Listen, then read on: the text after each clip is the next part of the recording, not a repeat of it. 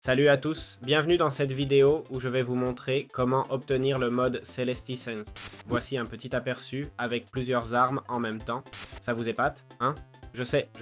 Olé, olé, olé, olé. Alors, comment peut-on obtenir ce mode d'arme? On va simplement aller sur CurseForge, d'accord? On cherche Celestiscence, ok? Je crois que c'est celui-ci, Celestiscence, effectivement. On va dans Fichier, Mode Loader, on choisit Forge pour moi et la version 1.20.1 dans mon cas. On clique sur les trois boutons, on télécharge et on sauvegarde dans .minecraft et Mods, ok? Et voilà, où est le dossier .minecraft? Faites Windows plus R, cherchez AppData, ok? Allez dans Roaming.minecraft puis Mods, ok?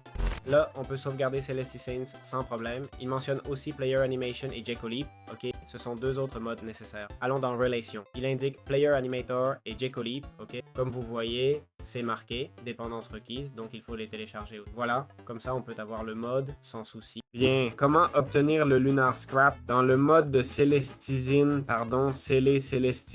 la pierre lunaire va apparaître. Cette pierre lunaire se trouve sous terre. Et c'est à peu près tout. C'est comme ça qu'on obtient le Lunar Scrap sans aucune difficulté. On le trouvera entouré d'autres matériaux. Comment trouver du Zephyr?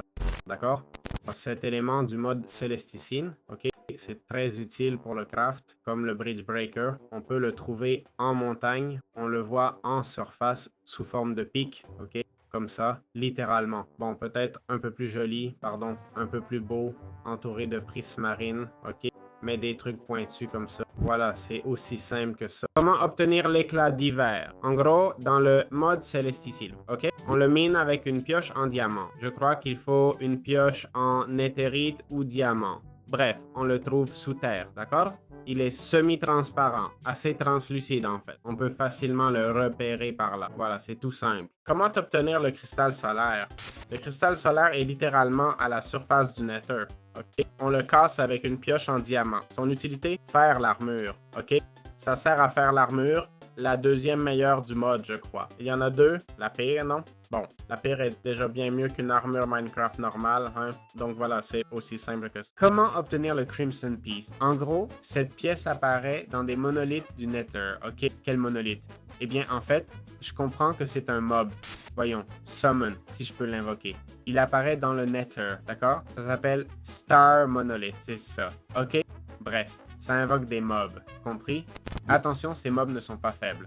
En théorie, le détruire donne un Crimson Piece, ok? Ou du moins, les mobs invoqués. Soyez prêts, ces monolithes sont très puissants. Voilà comment obtenir le Crimson Piece. Comment fonctionne Lucine Starlit? Cet objet, mais c'est magnifique, avec une interface vraiment cool. Bon, si on utilise le Jake Mode dans les utilitaires, ok?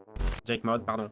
Ici, on voit les différents prérequis pour chaque objet. Pour cet arc, il faut un supernald de lingots secs. Il faut 2 débris lunaires, beaucoup d'énergie, un trident et 2 lingots de fer. Et avec ça, on fabrique le Crescentia, d'accord? Alors, comment peut-on le charger en énergie?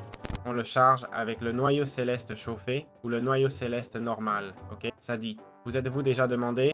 Il y a des messages ici, non? Vous êtes-vous déjà demandé comment faire un PVP? Oui, ça marche. Message pour le joueur. On peut essayer de fabriquer si ça vous aide. Par exemple, Abe Mination. OK. Ça disait aussi ça. Quoi d'autre? Ça et OK. Une hache et 2 andes. Alors, tu prends, d'accord? Essayons de mémoriser la fabrication. Le voilà. On va mettre les mêmes objets qu'on nous demande. OK. Et là, vous voyez, le craft commence, d'accord? J'ai mis tous les objets. Je peux annuler à tout moment, hein? Regardez aussi, je ne sais pas si je coupe l'énergie, ça consomme beaucoup. En fait, ça va sûrement vider le réservoir, vu ce que ça consomme. Ça prend du temps, mais ces armes, on les craft une fois et c'est bon. Je vais casser ça pour que vous voyez l'animation. La machine fonctionne vraiment bien, c'est super bien fait. Les animations de ce mode sont incroyables, vraiment. Et voilà, c'est crafté. Si je m'approche, moi je ne peux pas le prendre, mais je l'ai là. Et non, on ne peut pas le reposer, ok? Donc si vous voulez l'avoir comme décoration, c'est possible. Et voilà, on l'a, d'accord? C'est aussi simple que ça. Comment fonctionne l'Aquaflora? Oh là là, l'Aquaflora. En gros, si on s'y met, on va comprendre. Appuie sur Mage ou Xokietrel pour changer de page, ok? Et fais défiler pour voir les compétences. Je suis dans les passifs, vous voyez? Que Trael me fait passer de passif à actif. Là, voyez, passif et actif en bleu. Alors, le passif, c'est quoi? Chaque sort donne 3 de vitesse au lanceur. Et les compétences actives, on a sélectionné Petal Pierces, par exemple. Ça lance des attaques qui traversent plein d'entités. Voilà, on l'a vu faire boum, boum, boum. Maintenant, on a un zombie devant, non?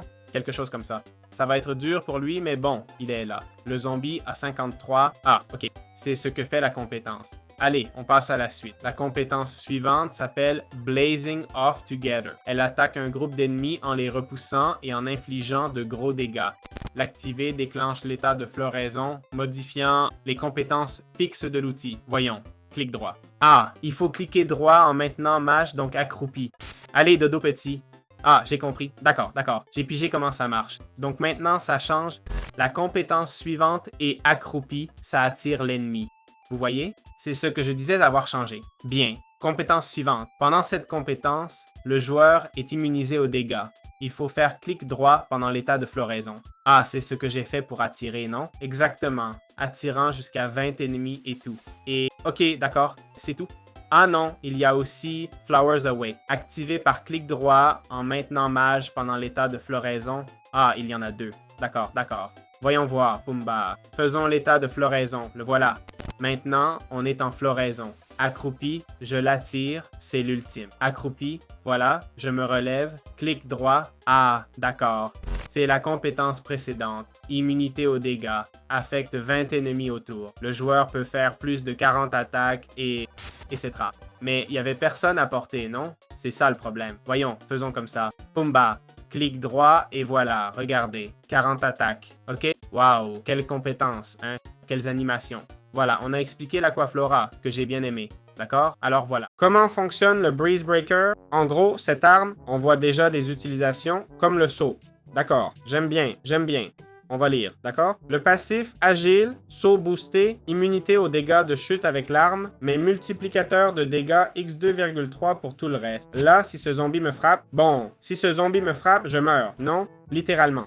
Normalement, ça m'enlèverait combien? 4 cœurs, 5. D'accord, ok. Quoi d'autre? Voyons les compétences. 5 capacités, activées, clic droit, Gale Storms, dash qui inflige des dégâts énormes. Parfait, voyons, clic droit. Ah, pas un dash, un slash, pardon, je sais pas lire. Ok. Ensuite, Dual Gale Storm. Maintenir clic droit, ça en fait plusieurs, non? Pas besoin de lire, en fait. Voyons, boum, voilà, t'as plusieurs options. Ok, quoi d'autre? Full Force, clic droit en maintenant mage. Ça invoque une tornade destructrice. D'accord. Clic droit en sprintant pour foncer et faire des dégâts massifs. Ok, faisons la tornade. Accroupi, clic droit. Ah, faut maintenir en foncé. Voilà la tornade. Ok. En courant, clic droit pour foncer. Ah, mais non, ça me dash pas. Ouais, ça me téléporte, hein? Pas visible, mais regarde, tu vois comme je me téléporte sans vouloir dire, mais c'est comme Yasuo de League of Legends, non? Je dis pas que c'est copié, mais c'est pareil. Clic droit en l'air, ça dit créer un mur de vent vertical autour du joueur, attirant ou repoussant. Voyons, clic droit, boum, boum, waouh, c'est la compétence, non? Prends ça, c'est comme l'ultime, non? Alors, ça enlève combien? Pas grand-chose, hein? Moi, j'aime bien celui de la tornade, franchement. Combien de tornades je peux lancer? Je peux en lancer plusieurs? Ah non, une seule lancée et c'est tout. Ah non, je peux en lancer plusieurs. Et le saut, c'est dingue. Je sais pas si on court plus vite, ça m'étonnerait. Ah, ben si, non. Mais après avoir sauté, Non, pas vraiment. Mais bon, tu peux bouger un peu plus vite. Alors, c'est cool à avoir, mais pour se battre, je sais pas trop quoi. Fais gaffe à pas te faire toucher, tu vois? Donc voilà, c'est ce que fait cet outil. Très bien, bienvenue à l'explication de l'outil Solaris, d'accord? Pour ça, on va mettre le curseur dessus et lire le passif. Ça dit, le joueur sera immunisé au feu tant qu'il tient l'objet. Les attaques avec cet objet ou set mettront feu aux joueurs ou aux ennemis, ok? Bref, ça va les brûler pendant quelques secondes. Il a 2 passifs, première arme qu'on voit avec 2 passifs, Solar Bomb Transformation. Clic droit sur Solaris invoque 5 bombes solaires autour du joueur, blessant les cibles touchées. Et puis, il n'a que 2 capacités, les flammes tournoyantes. En gros, tu vas tourner, infliger des dégâts et brûler les ennemis proches. Ça s'active avec un clic droit. Ensuite, clic droit en maintenant mage pour foncer et brûler les ennemis sur ton chemin. Ok? On va d'abord faire le premier clic droit. Comme vous voyez, ça m'a invoqué une boule. Je sais pas si je peux en invoquer plus. 2. Théoriquement, on peut en avoir jusqu'à 5. 4 et 5, on les a toutes. Non? Et là, je relâche. Ça va faire la capacité de... Voilà, le flip magnifique. Bon, voyons voir. Combien de dégâts font les boules? Ah, ça m'attaque par coup à chaque fois. C'est une blague, non? 1, 2 et 3. Ok, j'ai enlevé environ 4 points de vie. Maintenant, accroupi, je veux d'abord invoquer des zombies. Accroupi et clic droit. Quoi? Ouais mec, c'est trop cool, non? Purée, c'est dingue ça. Cette arme est juste incroyable. Mais ça sert à quoi au juste? 5. Voilà, on a les 5. On va faire la compétence. Brutal. C'est brutal. C'est juste brutal. Voilà, c'est ce que fait le Solaris, hein les gars. D'habitude, je montre pas les crafts, mais là, je vais faire une exception. Je sais que vous l'avez tous avec le jade, mais bon, voilà, je vous le laisse. Comment fonctionne le poltergeist? Cette arme, je vais vous montrer le craft. C'est celui-ci, d'accord? L'arme a un passif. Toute attaque applique l'étiquette fantôme à l'ennemi. Les monstres touchés deviennent aberrants, se transformant en entités proches pendant 5 secondes. Ok, clic droit. Frappe au sol, dégâts massifs. Après 10 coups, mode aberrant. Prochain coup fait surgir un aberrant tuant ou projetant. Mais c'est quoi cette arme? Barrière. Clic droit, plus Shift, crée un bouclier contre les projectiles couvrant l'arrière du personnage. Bon, commençons par la barrière. Voilà, barrière et retour comme indiqué. Passons au coup consécutif. Je vais ajouter quelques modes, ok? D'abord, le tir normal. Non, ça donne un effet d'obscurité, ok? Clic droit, boum, 10 tirs d'affilée. Non. Nausée. 10 coups de suite, ça marche, non? Ok. Ah, j'ai la forme aberrante. Ouais, mon gars. Vous voyez ce que je vois? Vous avez vu ça? J'ai frappé et je me suis envolé. C'est la forme aberrante. Waouh, c'était brutal, hein? Voyons sur la foule. Voilà, je charge l'arme. Pas 10 coups de suite, 10 coups, point. Il frappe 10 entités d'un coup. C'est tout. Donc, je fais comme ça. Boum, boum. Allez, tous au dodo. Oh lololololo. Oh lolololo. Regardez cette compétence. Quelle technique? Tous endormis, mec. Bien sûr, le souci ici, c'est que je rate la compétence parce que je suis un peu bête. En gros, pour cette compétence, il faut cliquer droit et relâcher. Si on maintient le clic droit, ça nous élève et on rate l'adversaire. Regardez, je vais mal le faire exprès pour que vous voyez ce qui se passe. Si je garde le clic droit, ah, tiens, ça m'a élevé pour une raison. Et je pensais que ça allait m'élever. Voilà, c'est aussi simple que ça, hein? C'est l'arme du poltergeist. Que fait l'arme de Frostbound? Elle a un passif qui dit « Infliger des dégâts à un ennemi avec cette arme peut le geler, réduisant sa force et sa vitesse. » Ensuite, on a les compétences. C'est la danse des 7000 flocons de neige. Avec clic droit, ça active une séquence de mouvements rythmiques qui inflige des dégâts aux ennemis proches plusieurs fois. Voilà. Puis on a la calamité, c'est clic droit en étant accroupi. Ça invoque 5 formations de glace devant le lanceur. C'est l'attaque linéaire classique. Regardez, vous allez voir. L'attaque linéaire typique, la voilà, qui frappe 5 fois de suite. Je ne peux pas vous donner d'exemple, mais ce n'est pas très original. Voyons l'attaque normale.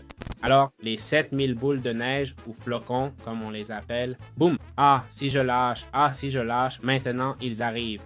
Attention, je veux dire, ah, regarde, c'est l'effet de gel, hein? Regarde, c'est gelé. Voyons si je peux en toucher un sans le tuer. Là, il est congelé. Lenteur 5, fatigue minière 5. Mon Dieu, mais contre les boss, ça doit être une arme cassée. Je pense que cette arme est brisée pour 2 raisons. En solo, attaquer un joueur ou un mob seul est fou. Imagine donner à ton ennemi et fatigue minière 5. Il ne te frappera jamais de sa vie.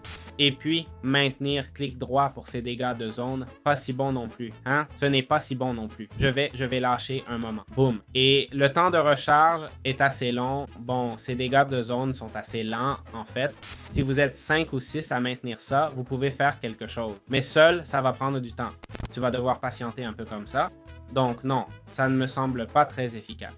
Mais je vous assure, le tir unique de cette arme est brutal. Je vous dis aussi, voyons, laissez-moi essayer le mur de...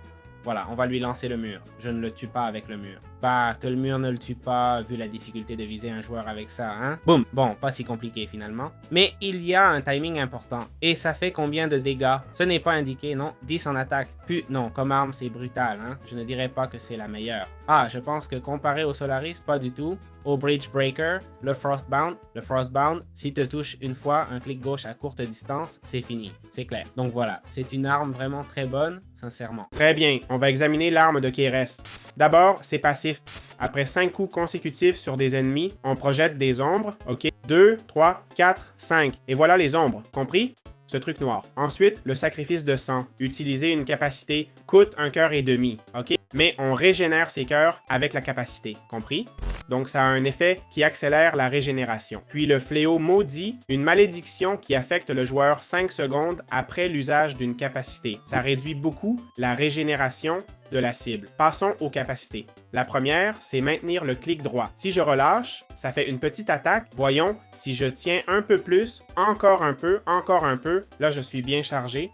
Si je lâche maintenant, ça fait un éclair. Voilà, avec cette boule. Et si je lâche un peu plus, jusqu'à voir une boule blanche derrière moi, on tient, boule blanche, et voilà la boule blanche. J'aligne l'attaque. Bon, peu importe. On lâche et attention. Bon, ok. On fait cette attaque brutale qui a détruit la moitié de la carte ici. Ensuite, on a le chagrin terrible. Ça dit, saute vers une cible et envoie une onde d'attaque autour.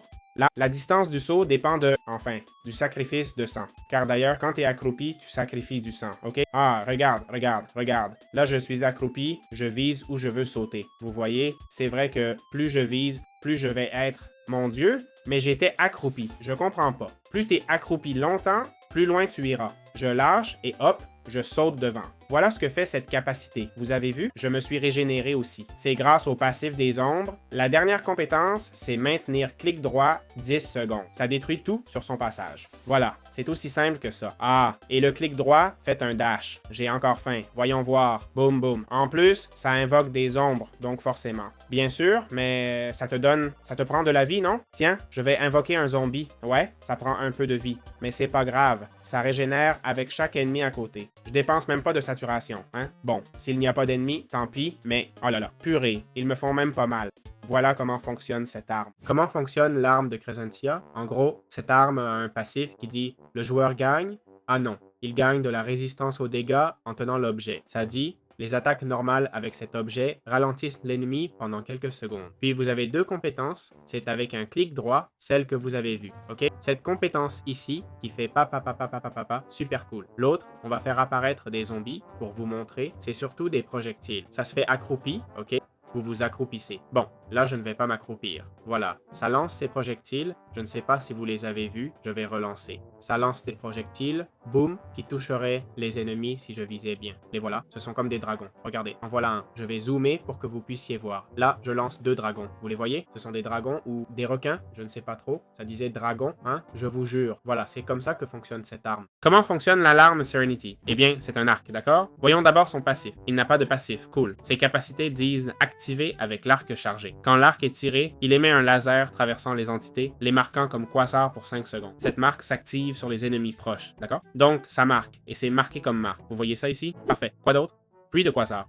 Ça s'active en frappant une entité avec l'arme. Un laser frappant une entité marquée quasar fait apparaître un portail avec des lasers. Ça me plaît. Donc, je mets une marque quasar sur lui ou sur cela. Et maintenant, c'est quoi? Je clique là et en théorie, voilà, le portail apparaît. Voyons, je reclique. Vous voyez le portail? Parfait. Quoi d'autre? Et clic droit en maintenant, mage augmente la vitesse et active l'invisibilité totale. Je vais passer en mode survie pour ça. Il s'approche et je suis invisible. Bah, invisible mon œil. Ce type est en train de me frapper. Bon, passons à autre chose. Déploiement. Ça dit de poser l'objet sur une plateforme solide. Ça transforme l'arme en tourelle qui tire sur tout ce qui bouge. C'est une blague, non? Voyons, je le pose, ça devient une tourelle. D'accord, il s'y dirige. Je la protège. C'est ma tourelle. S'il la casse, il me rentre l'arc, mais bien sûr. Ah, mais il est complètement usé. Et maintenant, comment je le recharge? Ou c'est impossible? Ah non, on peut, mais je ne pourrai plus le poser, c'est ça. Ok, et pour le reposer, je dois faire quoi? Attendre? C'est juste un temps de recharge ou je dois le charger autrement? Je vais voir si je dois le mettre dans la machine. Non. Je suppose que je vais devoir attendre, c'est tout. Ça, ou tu es plein de monstres.